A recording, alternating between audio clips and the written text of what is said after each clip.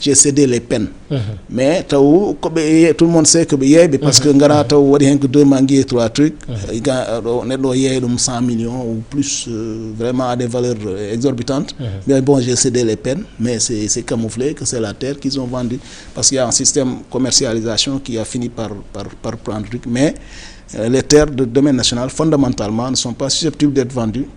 Ngawda hen ko non taw ko lekki wala ko badda hen don ko tu peux ça y est totto goddo jeeya dum non fori wadde ma rembourser mais les ni tambo mais fondamentalement ce qu'il faut retenir c'est que le système domaine national ko way ko non lubal ni et que maintenant hay so tawi leydi wodi wiama ala kayitaji ce qui est notre cas presque enen furanko foko buren hewde leydel même si joni yimbe puddima quand même wadde kayitaji kewbe hewbe hen ganda ngala kayitaji pour le moment. Donc, ça veut dire donc c'est le système traditionnel, on va régler, mais si ça ne se règle pas, on retourne à l'occupant principal, le premier occupant, qui l'exploite, on le demande. Après, maintenant, c'est à lui qu'on va donner normalement.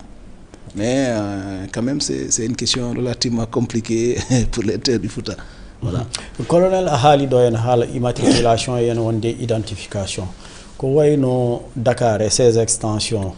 Est-ce que Koton Bourdon a des problèmes parce que Yimbi Foni Gandhi, Johnny Yimbe, il parle de Sangalkam, de la Nouvelle Corniche, de Tiawanpel et autres. Il y a beaucoup de litiges fonciers là-bas. Est-ce que Koton Bourdon a les zones où il Oui, bon, vraiment, je te l'accorde, c'est dans ces zones-là, dans le département de Rufisque, pour ne pas nommer certains, les frustrés et peut-être de Kermassar. En tout cas, on a des litiges vraiment mesurés. Et donc, c'est parce que, comme je l'ai dit, ce commerce-là va de développer sur les terres du domaine national. Il y a hier un verger à usage agricole. Il a changé de destination. Il y a des maires et puis il y a un professeur Ndiaye, entrepreneur comme Djogi Machina, il y a un protocole. C'est pas normal. Et malheureusement, Johnny Wapama, là, il me faut non dernier non galleji, taw fewani, mais nous t'avons pendant 2 ans, 3 ans après votre tourde, voilà parce que c'est des zones non édificantes, parce que vraiment c'est mal fait. Et puis je pense que c'est un système pour lequel on devrait quand même aller vers le changement de ce système-là. Taw ça sort des galets ko galets bas de valeur, et puis aussi t'as des titres qui te permettent de vendre, mais ça y est, et puis un système maintenant qui profite à certains maires véreux et qui sont là-bas, ça après ça parce qu'ils profitent de la réglementation, mais tu vas faire 5 ans à chercher les quelques millions de mahirta, mais 2 ans au Yaouti. Après maintenant ils passent derrière, ils vendent ou à quelqu'un d'autre, ça arrive à mais bon, on t'a désaffecté. Donc du coup, c'est des contentieux à n'en plus finir. Donc dans beaucoup de zones dans le département de Rufisque, de Kermassar, Mbambilor, tout ça, donc vraiment contentieux à femmes. Et malheureusement, beaucoup de nos parents, en tout cas les Sénégalais moins, ou en tout cas, ils rentrent là-bas, mais après, moi tous les jours, j'ai des parapheurs comme ça, avec des plaintes. Nos brigades sont envahies de gens et puis c'est beaucoup de détresse qui est derrière, parce que à ma grande surprise, c'est ce que je vois. Chaque jour je dis que c'est le mot que je vois le plus, parce que les gens sont ébahis. 5 ans ça arrive il y a tellement d'anecdotes dessus que avoir la femme de ça. D'autres qui disent que voilà une fondation après donc tu en vois vraiment des choses ahurissantes, mais nous fondamentalement c'est le commerce sur le domaine national. Parce que là où on a des titres fonciers, ça lui il vient, il casse quelle que soit la valeur moment d'ahèn.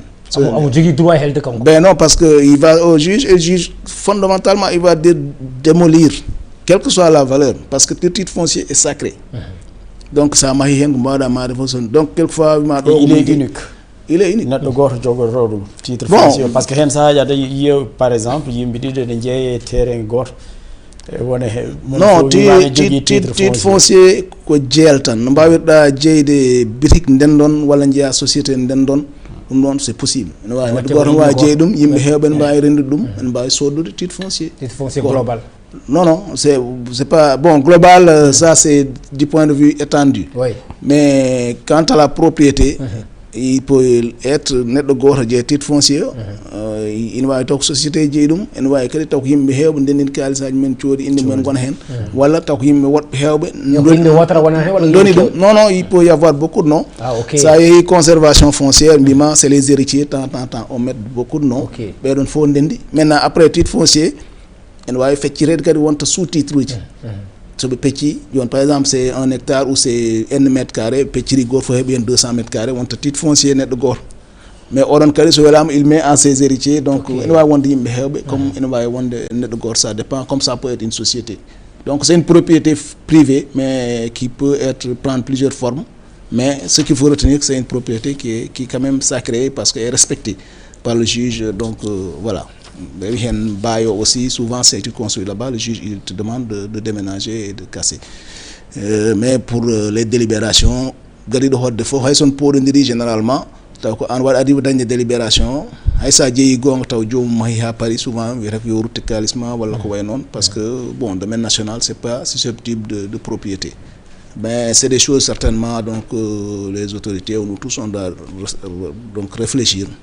Et fondamentalement moi j'appelle à ce que le système de propriété des terres dans les villes soit vraiment titré et que goto fof daña kayit muɗum, c'est ma ustu contentieux o ko heewi. Actuellement il y a énormément de contentieux, énormément de problèmes, énormément de détresse derrière ça, parce que des gens qui sont à l'étranger wonɓe caggal leydi wonɓe cooda ɗo cikka dañi après ngara taw goɗɗo mahi hen wonta noon jehen descos ngabba en jippo, après c'est des procédures à n'en plus finir.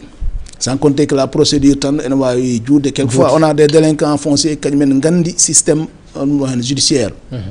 On jahat première instance ça prend 6-7 mois ñaawe ɗon jahon, après mbaɗa appel ça prend 2 ans, après mbaɗa cour suprême, après ainsi de suite. Ha mbaɗa découragé parce que an sa ala doole walla ala avocat hankandi après jarantama ɗum walla finalement dans le ɗum ɗo ko mbatta hen dépensé ko en frais d'avocat c'est plus cher encore que jettionnoɗa terre. Donc et puis d'autres kamɓe ganda kadi kañumen ganda comment ñaawe caggal mumen walla voilà autant de choses. Donc c'est autant de problèmes je pense que dans le foncier qui méritent d'être réglés. Inside ni wiye état ko continuité nden wonno ko les communautés rurales jiya joni communauté rurale waɗa délibération totta terrain neɗɗo goto walla yimɓe commune aji kesi ɗi gara jomumen mbiya mbaɗan reconnaître oɗon papier te état ko continuité taw ganduɗa ma baɗɗo hen waɗi hen casier mum ganduɗa ma en tant que président de la communauté rurale oɗo ara ko maire ɗonne kadi taw wonɗo rewda tan wiyene sage kayitaji ɗum ɗon aussi hol watte recours ko tribunal wala ko descos. Ben non, mais généralement il y a pas ce problème, le problème de la continuité généralement hewani. Maintenant quand on a eu les délégations spéciales par exemple nen waɗi waɗama délibéré d'ailleurs, et puis malheureusement on utilise ces délibérations mais ces gens n'avaient pas ces compétences là en matière domaniale, mais mbaɗi hen délibéré beaucoup dans le Sangalkam, les gens ont délibéré beaucoup en délégation spéciale. Mais fondamentalement c'est l'appellation et le fonctionnement qui a changé dans les communes, comment on les appelle, c'est combien de personnes, communes rurales, communes changé, mais la loi sur le domaine national kañum fondamentalement change. Donc il faut que les gens de la commune Ndiodo mbaɗa délibéré, c'est pour ça que je délibération. Et ça aussi c'est important de le préciser. Voilà, min tan woni maire mi uddo e biram mi signina, et beaucoup de maires le font malheureusement, et à risque et péril, et il y en a qui en subissent les conséquences. Mais il y a que délibération, donc commune koromo waɗa atte kañum fof jotto conseil ji jooɗoto mbiye hannde à l'ordre du jour ko temps e temps en namdi leydi waɗe voté, après wiya ɓeɗo délibération tottama. Mais haarani ɗon so heeɗi kadi après yat sous préfet qui est l'autorité administrative waɗa ɗum validé.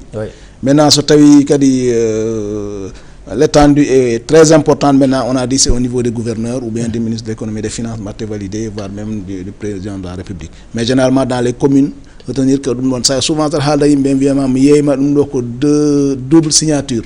Voilà, comme double signature parce que c'est normalement une délibération validée au niveau de la sous-préfecture.